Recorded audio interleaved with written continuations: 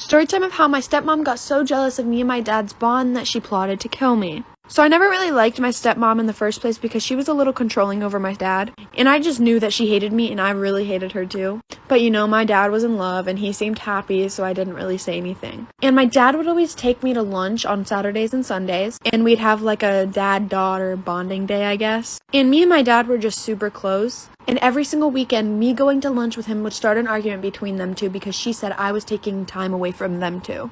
My dad really never chose sides, but I never really got involved in the relationship as much as I hated her because I just loved seeing my dad happy. Also, at this time, I was 15. And what I'm about to say next might sound just a little crazy and unbelievable, but I'm not sure who she was on the phone with. But while on the phone with somebody, she was talking about getting rid of me. Mind you, my mom had passed away when I was younger, and I really had no other family to go to. Now, this is where the story takes a turn for the worse and she tries to get rid of me. I'm running out of time for the crazy part 2. Part 2 of how my stepmom got so jealous of me and my dad's bond that she plotted to kill me. Continuing with the story, I don't know who she was on the phone with, but I overheard her on the phone saying that she was going to get rid of me. And honestly, I didn't really care and I didn't really think anything of it because I knew she was crazy, but I didn't think she was that crazy. So all of a sudden, she started making me breakfast. And I'm not a breakfast person. I can't eat right when I get up. So every time she would make me breakfast, I'd be like, thanks, but I'm not hungry. And she would get so mad. Like, so freaking mad. I'm not going to get into all the little details, but comes to find out, she was putting rat poison in my food. She had set up cameras in my room. And I don't know what kind of sense this makes. I think she's just crazy, but she started to hide snakes in my room and claim it was my fault that the snakes were coming in my room. Yeah, doesn't really make any sense. Once I told my dad and my dad got out of his little in love stage with her, he finally stepped up and said something to her. And she admitted that she wanted me dead. He eventually called the cops, and to this day, she is in jail for attempted murder. Oh, did I forget to mention the day that he broke up with her, she tried to stab me in the throat.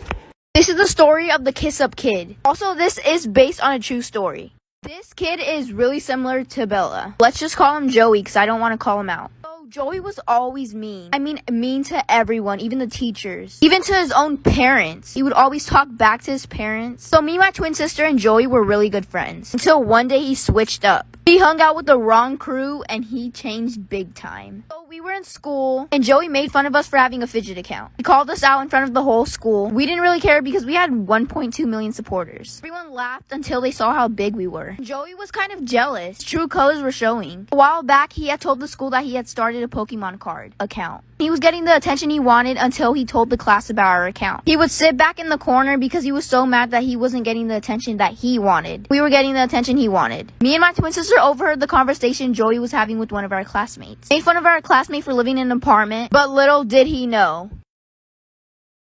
This is part 2 of the kiss-up kid. So he had made fun of another student for living in an apartment, and little did they know he lives in his grandma's house. Me and my twin sister went over there and stood up for the other student and called out Joey. Joey did not know how to act. He was literally embarrassed. Even his whole little crew were watching. Then a few hours came by. No one but me and my twin sister saw what Joey was doing to the other classmate. He was literally bullying the other student right there in front of our eyes. And me and my twin sister confronted Joey about bullying the other student. Then Joey got so mad that he ended up threatening the other student. We don't know what he was threatening about. All we know is that he won't tell us. Then the next day came by and we were in school. The bell rang and we went to the class. We were sitting in groups and I was in the same group as Joey. Right before I had sat down, I had heard Joey and the other boy making up some kind of plan. I didn't know what to expect, but all I know is that they were going on and on, like making up a huge plan. Next thing you know, Joey then stood up in front of the whole entire classroom. Storytime about one of the most embarrassing things that has ever happened to me in high school. So a little background information. I was in my freshman year of high school. Well, spring break was coming up. Well, the whole year my friend and I hadn't been to one single party. So we decided that we wanted to try and go to a party every single day of spring break, which was about to be super difficult because we had to worry about my strict ass parents and my neighbors. A little background info on my neighbor. My neighbor is this girl who's in my same grade and she literally hates my guts. I don't know why, but literally anything that I do, she'll go and she'll tell her mom and then her mom will tell my mom because my mom and her mom are best friends. But before we know it, Saturday comes around and we go back to school on Monday. We did not make it to one single party. But later that night, we found out that one of our friends was throwing one. So around 11 o'clock, everybody's sleeping and I walk out my back door, hop over my fence, I start heading towards the road where my friend was going to be parked. You know, who do I see fucking sitting outside on their porch reading a fucking book?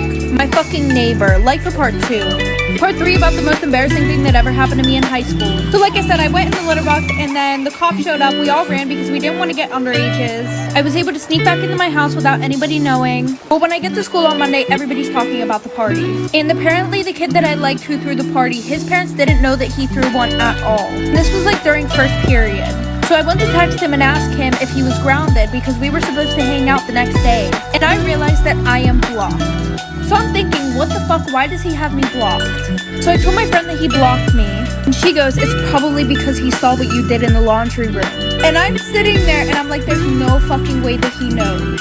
Because there was a door that led to the outside in the laundry room, there were cameras in there. So everybody saw this video of me. People were posting it on their Finstas, posting it on their Snapchat stories. It was so fucking embarrassing. Not to mention the bitch that I hate who lives next door showed my parents the fucking video and I was grounded for fucking 4 months.